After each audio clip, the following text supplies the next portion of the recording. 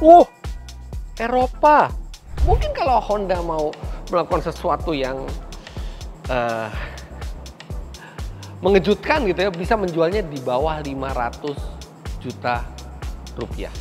Klaimnya, Honda bilang bahwa mobil ini bisa mencapai konsumsi bahan bakar 25 km per liter.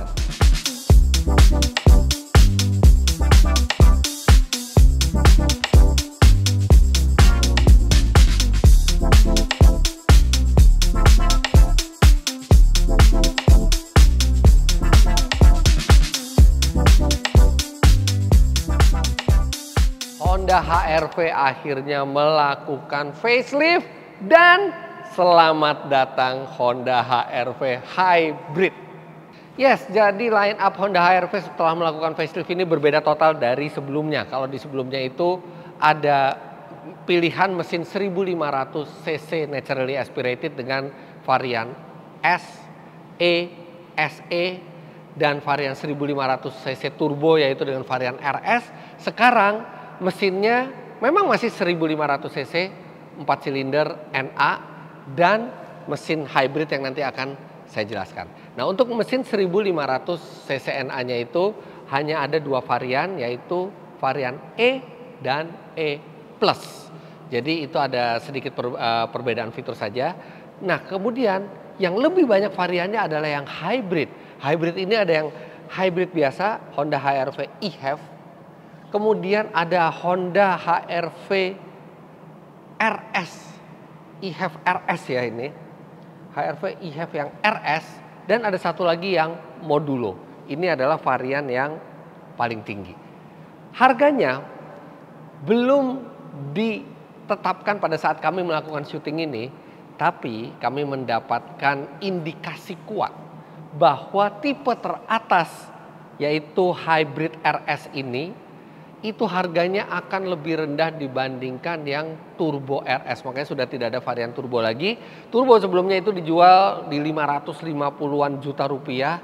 Kalau kami melihat NJKB mobil ini, varian tertinggi dari HR-V yaitu hybrid RS ini besar kemungkinan itu di 500 juta kecil, atau mungkin kalau Honda mau melakukan sesuatu yang mengejutkan gitu ya, bisa menjualnya di bawah 500 juta rupiah. Kita akan langsung lihat mesin yang varian hybridnya. Ini yang menggantikan yang varian turbo. Mesinnya berbeda dengan yang ada di Honda Civic eHev, Honda CR-V eHev, atau Honda Accord eHev. HR-V eHev ini menggunakan mesin 1500 cc, bukan 2000 cc. Yang kemudian bekerja sama dengan motor listrik untuk melajukan mobil ini dengan cara yang sangat hemat. Tenaganya sendiri dari mesin 1500 cc Atkinson cycle-nya ini menurunkan tenaga 106 PS dengan torsi 127 Nm. Sedangkan motor listriknya memiliki tenaga yang lebih besar, 131 PS dan torsinya 253 Nm. Ini hybridnya juga unik. Jadi keunikan pertama, tenaga motor listriknya lebih besar dibandingkan tenaga mesin bensinnya. Kedua, mesin 1500 cc bensinnya ini hanya menggerakkan mobil ini secara langsung atau direct drive di kecepatan tinggi. Jadi ketika Anda di kemacetan, Anda di kecepatan rendah atau kecepatan menengah, itu hanya motor listriknya yang menggerakkan roda. Walaupun ketika kita berakselerasi mesinnya nyala, tapi mesinnya ini tidak langsung memberi tenaga ke roda, tapi ke baterainya, mengecharge baterainya supaya baterainya bisa memberikan listrik untuk motor listriknya ini. Jadi seperti e-powernya Nissan ketika di kecepatan rendah. Tapi ketika di kecepatan tinggi, ketika cruising di jalan tol, dia bisa melakukan direct drive langsung ke roda. Dan kombinasi ini dipercaya bukan hanya akan membuat pengendaraan di kecepatan rendah sampai menengah itu lebih halus, bagaikan mobil full elektrik, tapi juga akan memberikan efisiensi yang lebih baik. Karena di kecepatan tinggi dia bisa melakukan direct drive yang mana akan membuat losses atau rugi-rugi dari sebuah sistem hybrid ini menjadi tereliminasi karena mesin ini bisa menggerakkan langsung roda di kecepatan tinggi. Klaimnya Honda bilang bahwa mobil ini bisa mencapai konsumsi bahan bakar 25 km per liter. Klaim yang menurut kami sangat tinggi tapi juga masuk akal karena kalau kita melihat seperti di Honda CR-V atau Honda Accord yang memiliki mesin bensinnya itu lebih besar kapasitasnya, konsumsi bahan bakarnya bisa dengan mudah di atas 20 km per liter. Nah ini dengan mesin lebih kecil, bodi lebih ringkas, rasanya masuk akal bisa 25 km per liter. Tapi itu harus nanti kami uji sendiri ketika kami sudah bisa meminjam mobil ini dalam jangka yang jauh. Jadi ya sementara kita percaya dengan klaim Honda dulu. Mesin bensin dan listriknya ini menggunakan 2 roda di depan, menggunakan transmisi eCVT. Jadi transmisi CVT yang memang sudah dibuat khusus untuk penggerak hybridnya. Selain penggeraknya yang baru, HR-V facelift ini juga memiliki tampilan yang baru. Memang nggak terlalu drastis ya perubahan tampilannya, tapi Anda bisa lihat di sini grillnya dia sudutnya ini lebih tegak. Kalau yang sebelumnya itu lebih miring. Kemudian di bawah ini ada aksen merah seperti pulsa jantung ya di sini untuk menggambarkan excitement atau thrill dari mobil ini. Di bawah ini ada dark chrome dan di tipe RS ini memang bumpernya cukup agresif. Untuk lampu sekarang dia ada cornering light. Jadi ketika kita nyalakan sen atau berbelok, dia akan ada lampu yang bisa menerangi sisi kiri dan sisi kanan mobil. Selain memang Honda dengan fitur andalannya yaitu Honda Lane Watch juga tetap ada di spion kiri. Kemudian sen ini juga sekuensial, LED sekuensial. Nah ini untuk yang RS. Untuk yang non RS ini sebenarnya mirip antara yang hybrid dan yang non hybrid. Anda juga bisa lihat grillnya lebih tegak juga di sini. Nggak terlalu banyak perbedaannya.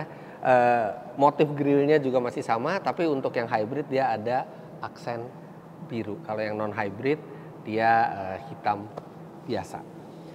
Ban velg tetap sama seperti sebelumnya menggunakan 18 inci. Dari samping juga profilnya masih sama. Nah, perbedaan berikutnya yang ini cukup kentara adalah di lampu belakang. Sekarang lampu belakangnya memanjang dari kanan sampai ke kiri. Serta untuk varian RS ini lebih smoke lampunya dibandingkan yang varian yang non RS. Serta di bawah RS sekarang ada eHEV, e-hybrid electric vehicle. Kemudian untuk bagasi sekarang juga sudah elektrik. Dan bukan hanya elektrik tapi juga dia memiliki kick sensor. Jadi bisa diayunkan kaki di bawah bagasi selama kita memegang kuncinya. Ini bagasinya sama besarnya seperti sebelumnya dan ini adalah mobil yang sangat praktis. Bahkan kursi belakang itu bisa dilipat rata ke depan atau dilipat ke atas nih seperti ini nih. Jadi dia bisa dilipat ke depan seperti ini langsung rata dan dia juga bisa dilipat seperti ini untuk bawa barang yang tinggi. Dan ini adalah pelipatan kursi yang sangat praktis. Ini udah ada dari Honda Jazz generasi pertama tahun 2003 atau 2004 ya, dan sampai sekarang ini masih salah satu mekanisme pelipatan yang terbaik. Nah, untuk versi hybrid itu baterai ada di bagasi. Jadi baterai itu mengurangi sedikit kapasitas bensinnya. Kalau sebelumnya tuh kalau nggak salah 45 liter menjadi hanya 40 liter kapasitas bensinnya. Tapi dengan konsumsi bahan bakar yang diklaim di atas 20 km per liter, tangki 40 liter itu saja bisa membawa mobil ini berjalan lebih dari 800 km. Bagian belakangnya tidak berubah banyak dan itu adalah berita yang baik karena HR-V itu adalah SUV kompak atau SUV medium yang sangat lega. Ini posisi berkendara saya tingginya 177 cm dan Anda bisa lihat nih legroomnya berlimpah. Kemudian di bawah jok pengemudi itu ada ruangan kita untuk menjulurkan kaki, paha tersangga dengan baik dan nyaman sekali ini untuk perjalanan jauh sekalipun. Headroom ya untuk tipe yang RS ini memang tidak terlalu besar ya, karena ada panoramic roof, ada sunroof di depan, ada panoramic roof. Tapi sayangnya masih pakai puzzle ini, belum ada mekanisme elektrik nih. Puzzle-nya kebetulan ada di belakang. Ini dia puzzle-nya. Solusi yang sangat merepotkan. Kemana lagi nih masangnya nih? Gini kali ya.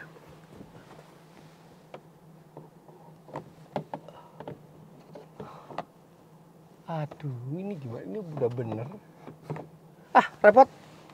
Nggak pernah suka dengan sistem puzzle seperti itu. Dan ini masih belum diubah ya. Ya, tapi minimal dia agak tinted. Jadi mungkin kalau siang nggak terlalu panas dan memberikan kesan yang lega, kesan mahal, dan kesan terang di kabin. Sayang masih pakai puzzle.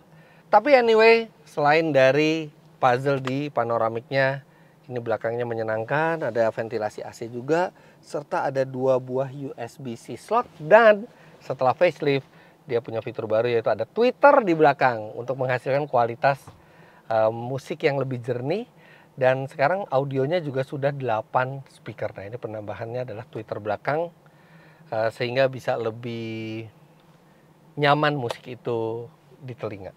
Untuk RS ya jelas ada jahitan-jahitan merah dan ada aksen-aksen merah di interiornya. Nah, sementara yang belakang ini nggak berubah terlalu banyak, yang depan lumayan. Bagi Anda pemilik HR-V generasi 3 ini yang sebelum facelift, pasti Anda akan sadar di sini sudah tidak ada lagi penghalang.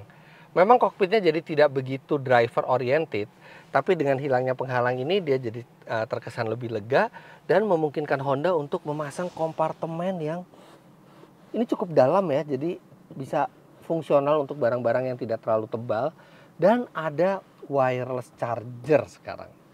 Kemudian USB slotnya itu ada USB-C di kiri dan ada USB-A di kanan.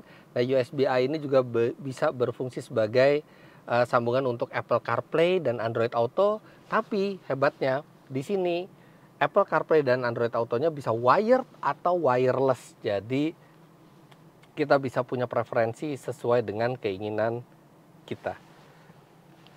Hill Descent Control sudah standar. Kemudian rem parkir elektrik dan brake hold juga ini sudah standar. Drive mode kita lihat saja, kita nyalakan. Nah, karena dia hybrid jadi dia tidak menyala mesinnya karena baterainya masih ada. Dan instrumennya itu setengah digital, setengah analog. Yang digital ini untuk penggerak hybridnya. Untuk mode berkendara ada Econ, normal, dan sport. Ya udah 3 itu aja. Dan karena ini sebuah hybrid, jadi tampilan power flow juga sudah bisa ditampilkan di instrumennya. Dan satu yang saya masih sangat suka dari HR-V ini adalah posisi berkendaranya sangat ergonomis. Setirnya itu bisa diatur tilt dan teleskopik.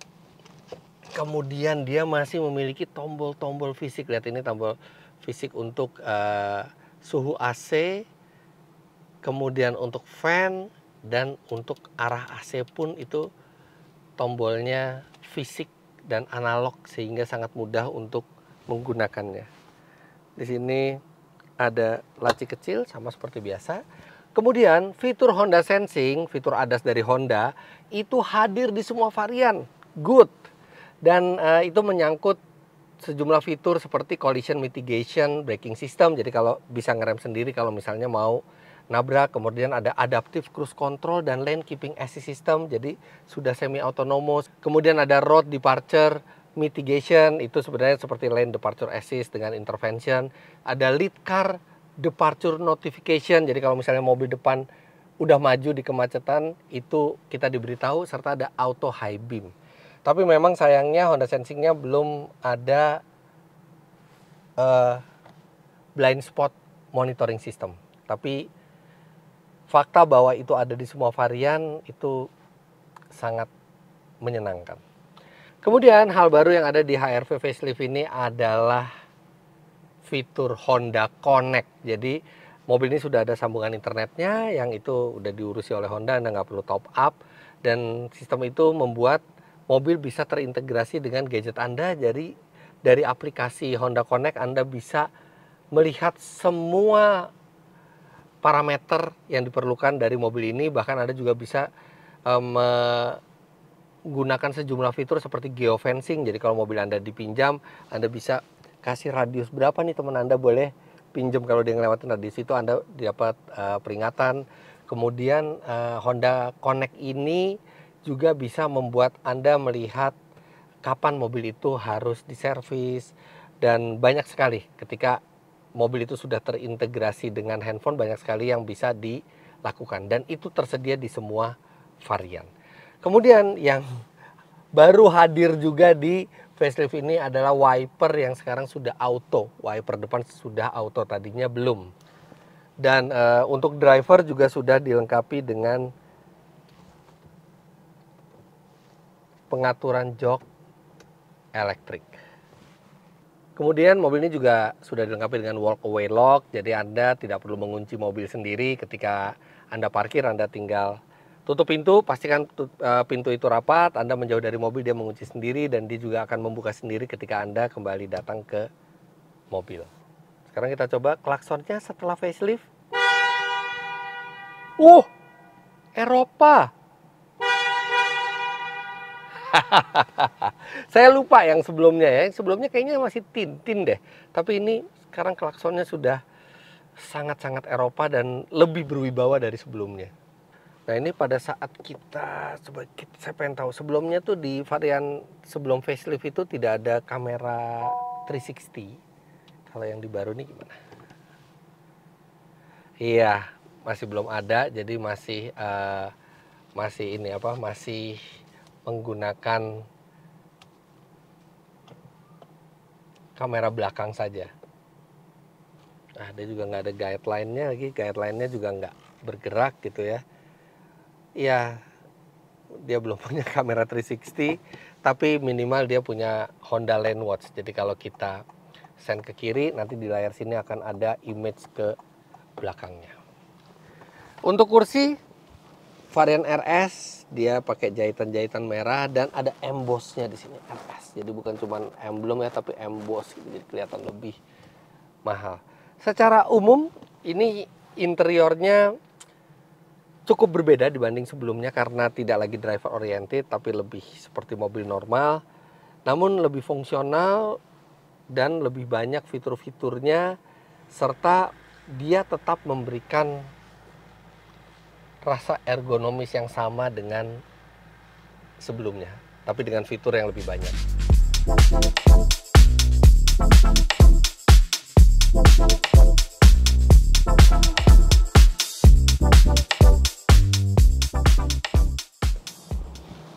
Walaupun pada saat kami mereview ini, mobil ini belum di launching dan harganya belum diketahui, tapi setelah video ini keluar, itu mobilnya sudah launching dan sudah diumumkan harganya.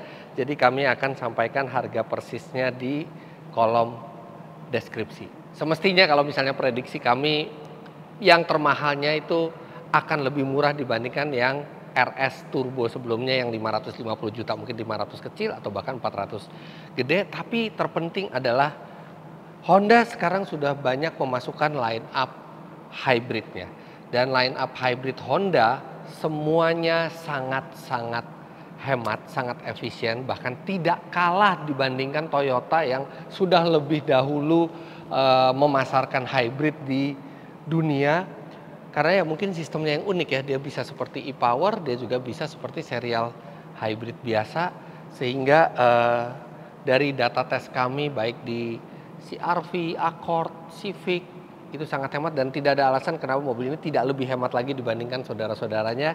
Dan mungkin tidak semua orang butuh tenaga kuat ya di mobil seperti Honda HR-V, tapi tidak ada yang akan menolak ketika mendapatkan konsumsi bahan bakar yang fantastis dengan harga yang lebih murah dibandingkan sebelumnya, dan kami yakin tenaganya juga akan cukup besar karena paduan dari mesin 106 PS dan 131 PS. Nah, tapi itu semua baru kami bisa tahu ketika kami nanti meminjam mobil ini dalam jangka waktu yang panjang, sehingga kami bisa melakukan pengetesan jarak yang jauh sesuai dengan standar auto driver. Kami bisa tahu bagaimana impresi berkendaranya, bagaimana kenyamanannya, kepraktisannya, performanya, konsumsi bahan bakarnya, kelebihannya, serta kelemahannya. Tapi untuk sekarang sekian dulu untuk first impression ini. Good job Honda menggantikan varian turbo dengan varian hybrid yang lebih masuk akal untuk pasar Indonesia dan dengan harga yang lebih reasonable pula. Nggak sabar untuk nyoba mobil ini nantinya. Jangan lupa Anda klik like bila menyukai video ini, komentar di bawah, dan subscribe ke channel Auto Driver jika Anda belum. Main-main ke website kami di www.autodriver.com serta download aplikasi kami Auto Driver di Google Play Store. Terima kasih banyak Anda sudah menyaksikan. Sampai jumpa di video selanjutnya. Bye-bye.